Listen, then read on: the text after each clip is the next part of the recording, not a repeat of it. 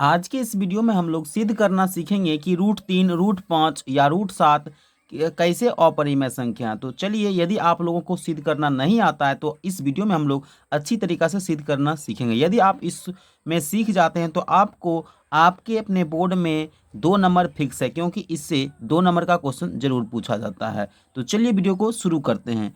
तो सबसे पहले कहता है कि सिद्ध करें कि रूट 3 एक अपरिमेय संख्या। इसको सिद्ध करने के लिए हम लोग विरोधाभास प्रमेय का प्रयोग करेंगे।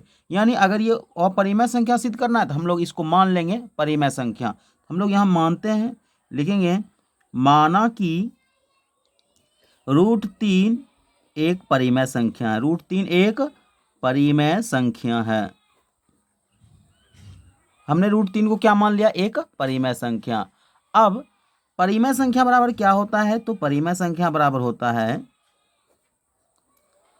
P बटे क्यों। और यहाँ पर एक बात ध्यान रखना है, देखिए P बटे क्यों होता है, साथ ही साथ P और क्यों जो है एक सह अवभाज्य होता है। क्या होता है? सह अवभाज्य। सह अवभाज्य किसको कहते हैं?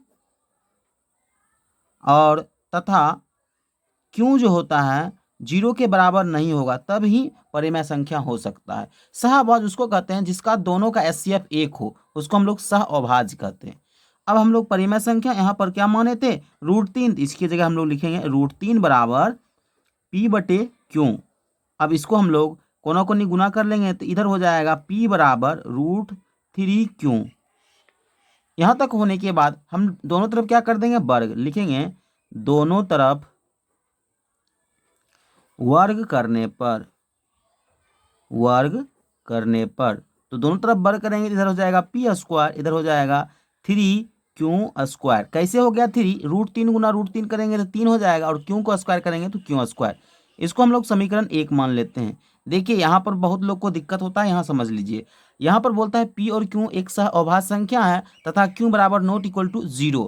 अगर यहाँ पर सह अवभाज्य है, इसका मतलब इसका जो है एचसीएफ एक है, यानी इस दोनों से विभाज्य जो है वो एक से है। लेकिन अगर ये दोनों किसी और संख्या से विभाज्य होगा, यानी उसका एचसीएफ दूसरा हो जाएगा। अगर इसको हम लोग उल्टा साबित कर देते हैं तब हमारा ये जो संख्या माने है परिमेय, ये गलत हो जाएगा। तो चलिए हम लोग बनाते हैं, फिर आगे देखते हैं क्या होता है। देखिए यहाँ पर P² बराबर 3Q² है। इसका मतलब है ये जो 3 है इसको विभाजित करता है, तो लिखेंगे चूंकि P² 3 से विभाज्य है, 3 से विभाज्य है, इसीलिए P भी 3 से विभाज्य होगा। ये बात हमने कैसे लिखा? देखिए यहाँ पर P² है, ये 3 से विभाज्य है तभी तो ये बराबर है, तो यहाँ पर 3 से ये विभाज्य है। इसी प्रकार P भी क्या होगा? 3 से विभाज्य होगा, इसलिए हम लोग P बराबर 3R मान लेते हैं। यहाँ पर लिख देंगे माना। मान लिए। अब फिर से हम इसका क्या करेंगे? स्क्वायर करेंगे। लिखेंगे दोनों तरफ वर्ग करने पर, दोनों तरफ वर्ग करने पर। तो देखिए वर्ग कर देते हैं, इधर हो जाएगा P², इधर हो जाएगा 9R²। हो गया। अब ये बताइए इस P², अभी तुरंत P² निकला था, उस P² की जगह हम लोग क्या रख सकते हैं? 3Q²। लिखेंगे 3Q² बराबर 9R²। ये कहाँ से आया? तो समीकरण 1 से आया, समीकरण 1 से।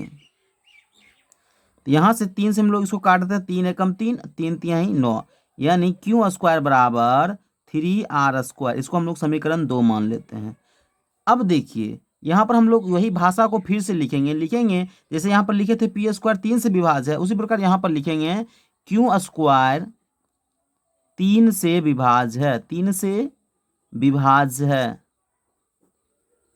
इसीलिए क्यों भी 3 से विभाज्य होगा। 3 से क्या होगा? विभाज्य होगा।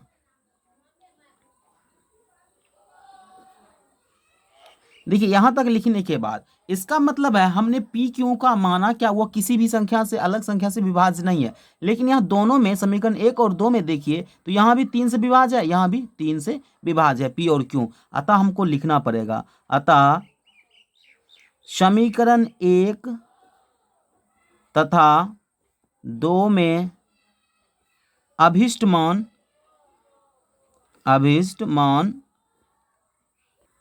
3 है जो हमारी कल्पना के विपरीत है, अतः कहने का मतलब यहाँ किसी भी यानी किसी से विभाज्य नहीं होना चाहिए। 3 है इसका मतलब 3 से विभाज्य है, इसीलिए ये जो होगा ये अपरिमेय होगा यानी परिमेय नहीं होगा। अतः √3 एक अपरिमेय संख्या है। यदि आपको कोई √5 का पूछे तो सेम इसी प्रकार बना दीजिएगा, उसके बाद जहाँ जहाँ √3 है वहाँ पर √5 दे दीजिएगा। यानी यहाँ पर हो जाता है क्यों स्क्वायर, तब वो उसमें हो जाएगा 5 से विभाज्य है। इसी तरह उसमें भी सेम यही बात लिखिएगा और वो सिद्ध हो जाएगा। इस तरह आप आसान तरीके से किसी भी अपरिमेय संख्या को सिद्ध कर सकते हैं। आई होप कि आपको यह वीडियो अच्छा लगा तो इस चैनल को जरूर सब्सक्राइब करें, साथ ही साथ इस वीडियो को लाइक करना मत भूलिएगा। मिलते हैं नेक्स्ट वीडियो में, तब तक के लिए जय हिंद, धन्यवाद।